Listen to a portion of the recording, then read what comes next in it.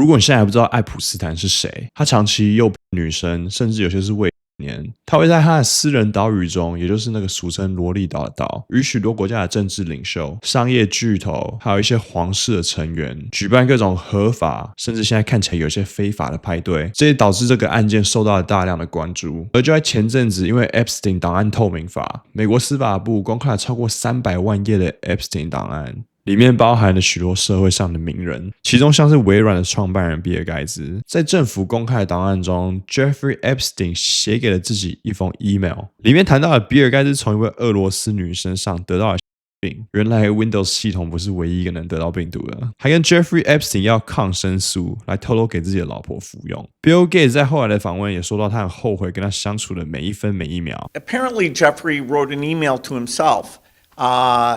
That email was never sent. The email is, false. So I don't know what his thinking was there. Was he trying to attack me in some way? But it just reminds me, every minute I spent with him, I regret and I, apologize that I did that. It's factually true that I was only at dinners. I never went to the island. I never met any women, and so the more that comes out, the more clear it'll be that.Although the time was a mistake, it had nothing to do with that kind of behavior. 他的前妻 Melinda 在访问里没有帮他前夫讲话，听起来好像是在间接承认什么。大家也大概都知道，他应该是有签 NDA 的。I have to acknowledge the elephant in the room at this moment. Your ex-husband, Bill, is named in the newest tranche of Epstein files.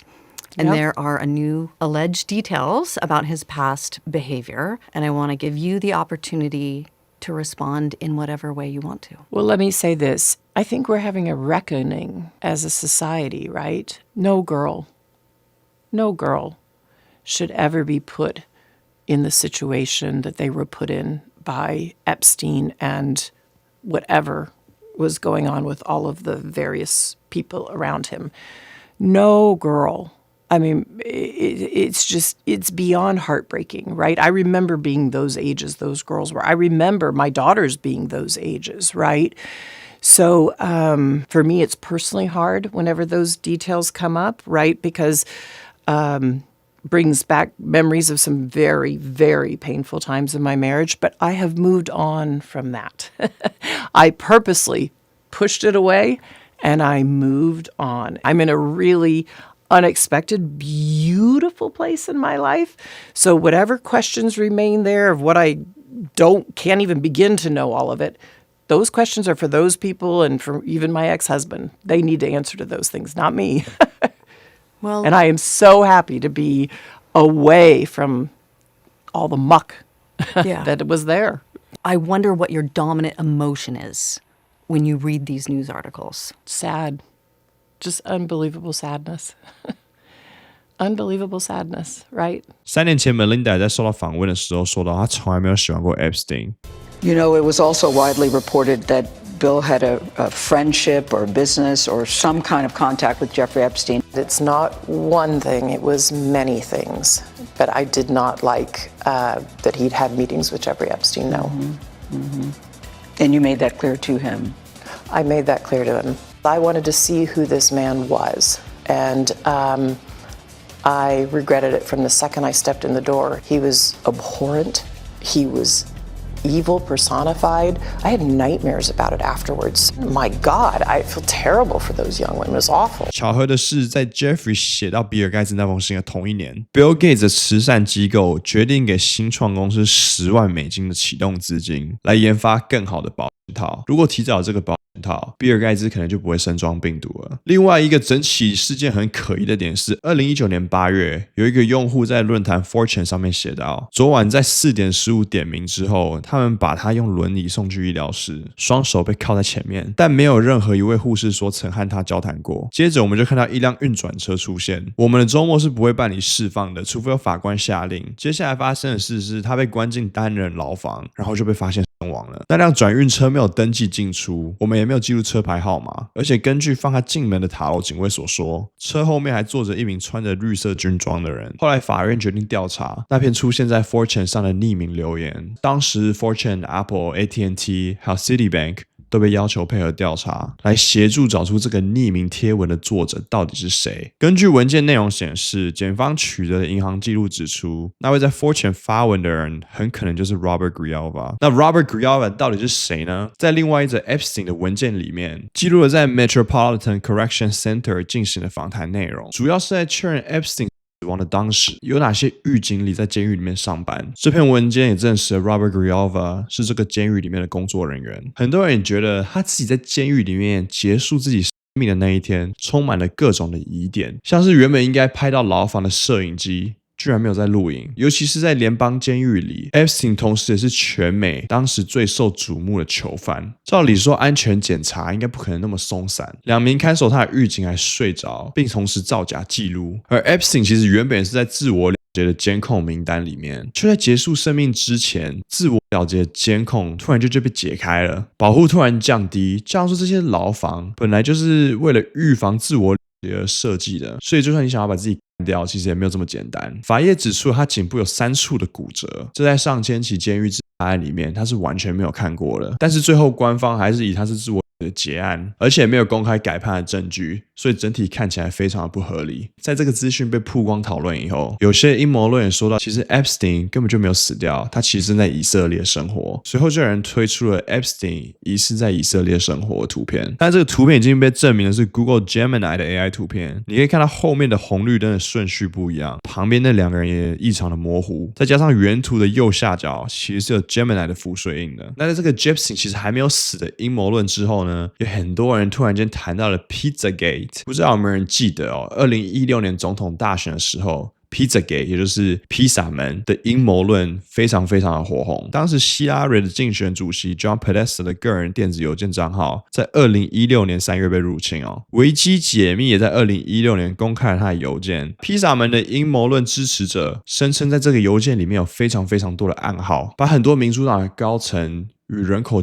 还有儿童打上了关系。其中一名设计的餐厅呢，是位于 Washington DC 的 Comet Ping Pong Pizza。网友也挖出了这间披萨店主人的 IG， 里面充满了一堆非常非常奇怪的图片。看完这些图片，我也是不能不理解为什么当时会有这个阴谋论的产生。像是一个小孩的手被胶带粘在桌子上，还有3个人戴着面具跪在地板上，跟一个德国的婴儿娃娃写着$1200，请不要摸。这也造成了一个疯狂的阴谋论者拿着到了这间披萨店里面，声称他是来调查这起案件的。他在过程中没有伤害到任何人，他只是开了枪打了柜子，还有破坏了一些电脑。他最后也被判了4年的刑期。而就在去年，这个阴谋论者开车的时候被警察拦了下来，还掏了，就被警察当场结束命了。但过了10年了 ，Pizzagate 其实也慢慢消失在大众的视野里。当初大家普遍认为这是极右派为了选举而随便举出来的阴谋论，但随着最近美国司法部公开的 Epstein 档案里面出现了很多提到 Pizza 的 email，Pizzagate 也就这样就浮现出来大众的面前啦。但在很多提到 Pizza 的 email 里面，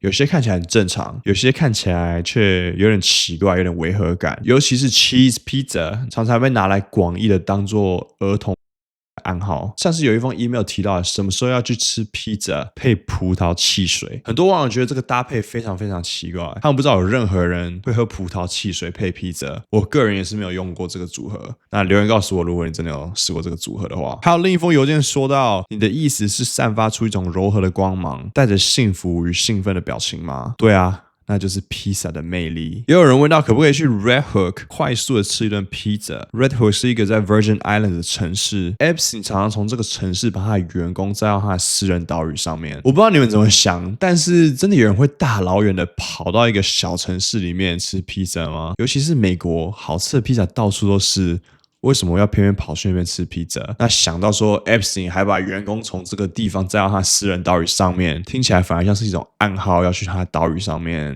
做一些不恰当的事情。那你说到这边，你可能会觉得说，你想太多了吧 ？Epstein 就是喜欢吃披萨。但是根据受害者 Virginia Giuffre， 他说 Epstein 是非常注重健康的一个人，他常用豆腐、鲑鱼、鹰嘴豆还有生姜来维持他的生命，他也很坚持的让身边的女孩吃这些东西。那除了披萨以外 ，jerky 也就是肉干也常常出现在这些 email 里面，又是一个不健康的食物。照理说 Jeffrey Epstein 应该是不喜欢吃的啊。那这些 email 也是非常非常的诡异。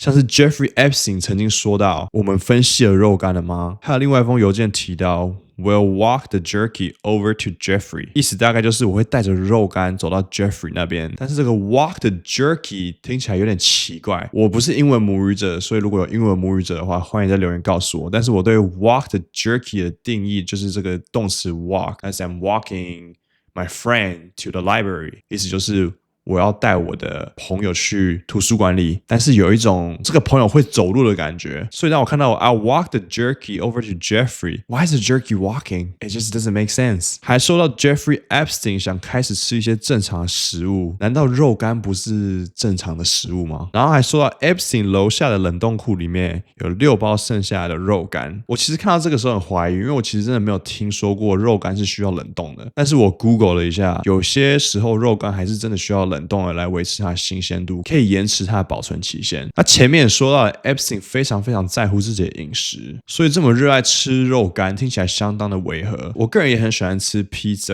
有时候也会吃点肉干，那可能是有钱人对肉干的执着是我这个平民老百姓不懂的地方，或者是肉干其实是一个暗号，其实是在指一种不同的肉，那至于什么样的肉，我就给大家自己去想象了。那这起事件 Elon Musk 后来也被牵扯进来，他说他从来没有去过 Jeffrey Epstein 的小岛，但是 email 里面却显示 Elon Musk 问过 Epstein 在岛上的派对，还说到他们有要一个很平和的派对。 Epstein 也说到 The ratio might make Tallulah uncomfortable， 这边的 ratio 应该是指男女的比例，但是伊朗说到他老婆不会在乎。那反驳自己去过 Epstein 的岛屿的伊朗也被女儿吐槽说到，我记得有一次从圣文森到圣巴特岛的传承，我们以前常常在假期去那边拜访，印象最深的是晚上海面看起来非常的凄暗，我就直接说清楚，不再拐弯抹角或说些含糊隐晦的话了。我可以确认在那些电子邮件所提到的时间点，我们确实人在圣巴特岛，因此我相信这些邮件是真实的。虽然说伊朗的女儿看似是在证明这些谣言，但是我们还是要保持一定的怀疑性，因为伊朗跟他的女儿关系不是很好，他的这个女儿是跨性别的人，也就是从男生跨越到了女生，而伊朗非常不赞同他的性向，还有女儿偏左派的政治观，所以彼此其实是还有一些敌意存在的。所以说他可能只是因为不爽他爸，所以出来讲说